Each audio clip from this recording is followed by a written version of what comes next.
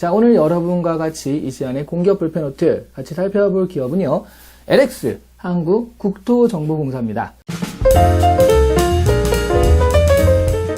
168명의 꽤 많은 인원을 채용하는 그 공고예요. 그중에 66명이 무기계약직이라는 거고요. 그래도 한 100명 정도는 정규직이니까 괜찮고요. 서류가 없어서 그냥 무자가 붙는 무서류 전임이라고 보시면 되겠습니다. 채용 개요를 좀 볼게요. 1인당 평균 연봉이 7,998만원. 2만원 차이. 신입사원 초봉은 3,876만원입니다. 성과급 플러스 여긴 상여급까지 또 생각을 하게 되면 500에서 800만원 정도 더 붙는다라는 걸 알 수 있어요. 임직원 전체 총계는 4,331명입니다. 이번에 정말 중요한 특이사항이 뭐냐면 이전 지역 인재라고 전북에 있잖아요. 채용 목표를 역시 쿼터제로에서 20% 정도 잡고 있기 때문에 사실 전북 지역에서 최종 학력을 가지신 분들은 유리한 채용이고요. 절대 놓치지 말아야 할 채용이라는 걸 알 수 있다는 거죠. 서류는요, 무서류 전형이라고 할 정도로 그냥 아무것도 없습니다. 지원하시면 되겠고요. 이제 저 중요한 건 뭐냐면 필기시험에서 1.5배예요. 통과하는 인원이 1.5배니까 면접은 3명 중에 2명 정도 붙는 면접이 되는 거고요. 필기시험에서 대부분 왔다 갔다 한다는 걸 알 수 있죠.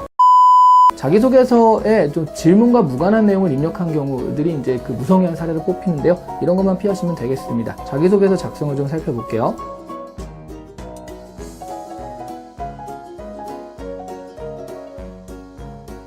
이게 경력직이라면 기술이나 기능들이 있기 때문에 정말 필요하다라고 얘기를 할 수 있겠지만 경력직이 아니잖아요. 그러니까 태도적인 접근이 필요할 것 같아요. 누구보다도 최선을 다하는 태도가 뛰어나다. 분석력이 누구보다 뛰어나기 때문에 이런 점에서 내 역량을 발휘할 수 있을 것이다. 한국국토정보공사에 대한 열정 자체가 있다. 이건 여러분들이 좀 더 자신감을 가지고 그 중에서 내가 최고다라는 생각으로 지원을 하셔야 될 것 같아요.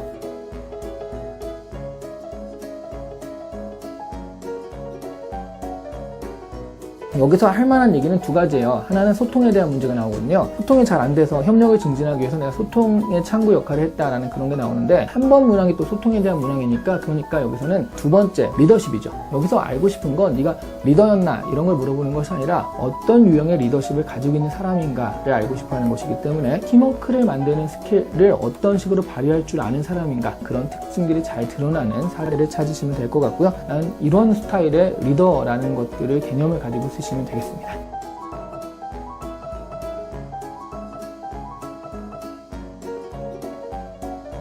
역시 여기는 소통의 문제라고 할 수 있어요. 소통은 프로세스가 있으니까 먼저 소통, 그 다음에 그 소통을 통한 서로 간의 이해, 그리고 이해를 했기 때문에 서로 배려심, 이런 것들이 팀원 간의 갈등을 해결하는 그런 상황이 될 수 있거든요. 그런 프로세스가 될 수 있으니까 소통이라든가 아니면 이해라든가 배려라든가 이런 단계에서 어떤 식의 능력을 가지고 있는 사람인지 생각하고요. 요 가운데서 나의 능력을 발휘하고 내가 노력을 했던 경험을 쓰시면 이 부분은 좀 무난하게 쓸 수 있을 것 같습니다.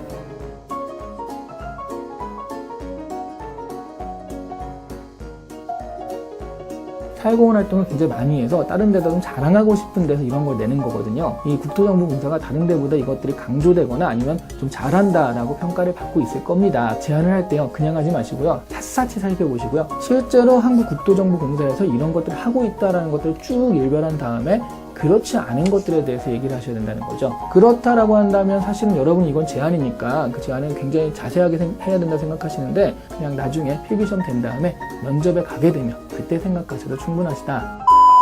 필기시험에 대해서 잠깐만 살펴보면요, 여기가 또 전공과 필기가 나눠져 있어요. 전공이 70%, NC가 30%인데요. 최종 그 결과도요, 이 필기시험 점수가 들어가거든요. 오히려 이게 60, 면접에 40으로 들어가 더 중요하단 말이죠. 전체에서 굉장히 큰 역할을 차지하는 게 이 필기시험, 특히 전공이에요. 전공 같은 것도 좀 열심히 하셔야 될 것 같은데요. 전공시험은 사실은 전공자들이나 이런 사람한테 그렇게 난이도가 높진 않다라고 알려져 있지만, 그래도 끝까지 좀 하셔야 될 것 같습니다. 사실 여기 NCS는 그렇게 특이하진 않다. 우리가 늘 보던 NCS다 생각하시면 될 것 같습니다. 한국국토정보공사는 그래서 전공시험이 좀 잘 나오는 그런 친구들한테 유리한 채용이라는 걸 알 수 있었습니다. 자, 지금까지 이 시간의 공기업 불펜노트, 오늘은 LX 한국국토정보공사에 대해서 살펴봤습니다. 감사합니다.